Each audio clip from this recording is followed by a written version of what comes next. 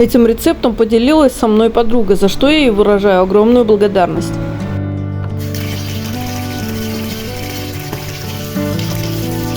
Здравствуйте, друзья! Рада приветствовать вас на моем канале. Сегодня мы приготовим с вами вариант лечо, отличительная особенность которого в минимуме ингредиентов. Для начала небольшая предыстория, откуда, так сказать, ноги растут. Итак, лечо считается блюдом венгерской кухни. Сегодня оно очень популярно далеко за пределом Венгрии, причем имеет огромное количество рецептов приготовления. Наибольшую популярность имеет болгарское лечо. Несмотря на то, что блюдо венгерское, возможно, такое название закрепилось за ним благодаря главному компоненту – сладкому болгарскому перцу. Кроме перца в состав лечо обязательно должны входить помидоры и репчатый лук. Помидоры измельчаются до состояния густой массы, куда добавляется соль, сахар, различные приправы, морковь, репчатый лук и, конечно же, болгарский перец, порезанный крупными кусками. Все это тушится до готовности. Чтобы лечо имело более выраженный вкус, репчатый лук перед тем, как тушить, следует обжарить на масле до золотистого цвета. Это базовый рецепт. Венгерский рецепт приготовления лечо, кроме традиционного набора продуктов, включает в себя колбасу, рис, бекон и даже лапшу.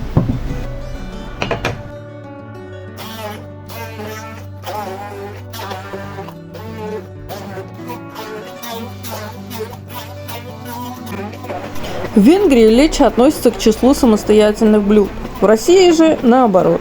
Лечо не считается отдельным блюдом. Часто используется в качестве гарнира, либо подается как соус к мясным или рыбным кушаньям. Иногда перед употреблением лечо разогревают.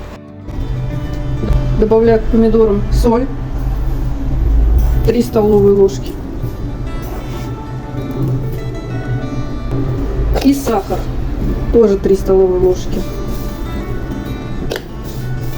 На 3 килограмма помидор.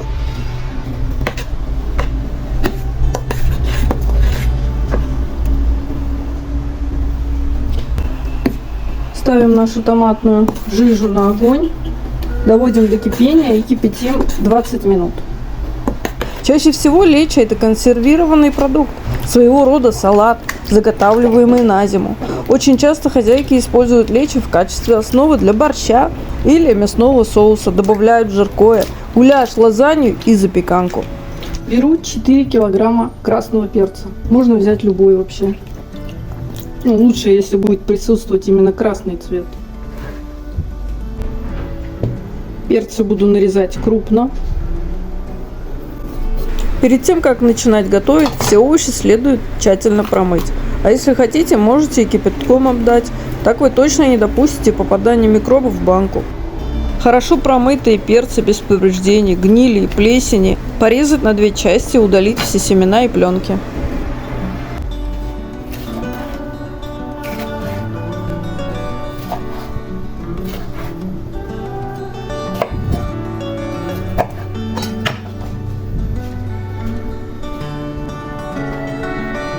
Главное для удачного результата использовать сочные и спелые помидоры, сладкий мясистый болгарский перец. Перец для лечо лучше взять красного цвета. Именно такое лечо зимой можно добавлять в борщ, можно добавлять в соус для пасты. Также лечо можно просто подавать как гарнир к любому блюду.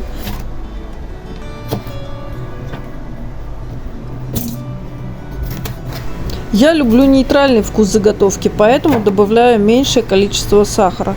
Но если вам нравится характерный сладковатый вкус лечо, сахара добавляйте побольше.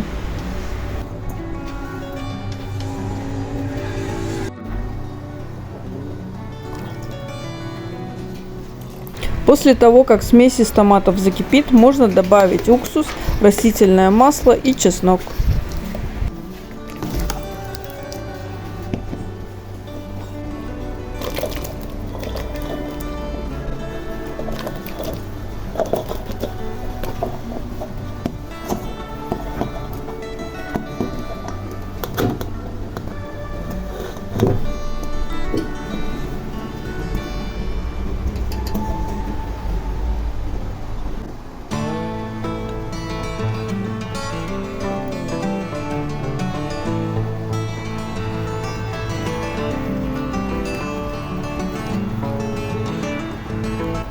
Лечо без моркови и лука – это вкусная, ароматная и сочная закуска, которая понравится многим.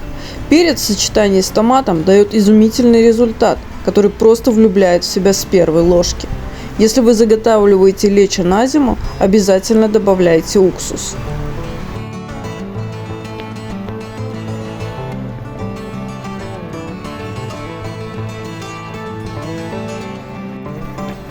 Лечо – самая простая овощная закуска, которую только можно придумать. Не существует строгих правил, как приготовить лечо, поэтому у каждой хозяйки есть свой собственный домашний рецепт. Во Франции вместо лечо готовят рататуй.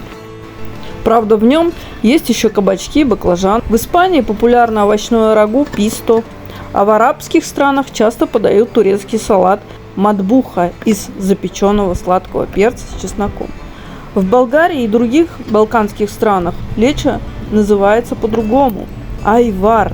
И это блюдо больше похоже на икру из обжаренного или печеного перца. Кстати, в Венгрии перец выращивали уже с 16 века, хотя родом он из Америки. Однако в нашей стране перцы называют болгарскими из-за того, что первое время их привозили именно из Болгарии.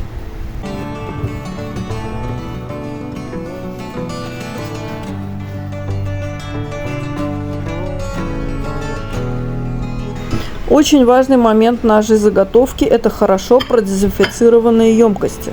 Так лечо не испортится и будет храниться долго. Хотя вы все равно его съедите раньше весны. Уж очень оно вкусное. Итак, хорошо помойте стеклянные банки соды и вытрите чистым полотенцем. Наполните их водой на 1 см и поставьте в микроволновку минут на 5, установив мощность 800 Вт. Когда вода закипает, банки стерилизуются паром, а вот крышки придется прокипятить водой.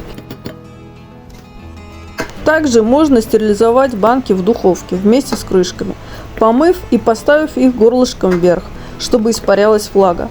Крышки положите рядом на решетку.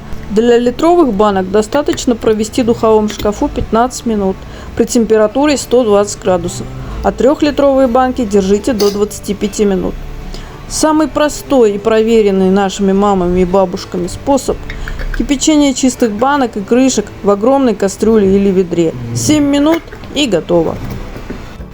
Приготовленная таким образом закуска простоит не менее года, если вы правильно стерилизовали банки. Впрочем, зачем так долго хранить лечо? Как правило, до Нового года уже от него остаются одни воспоминания. Ну а какие у вас есть вкусные рецепты лечо? Поделитесь, пожалуйста, в комментариях.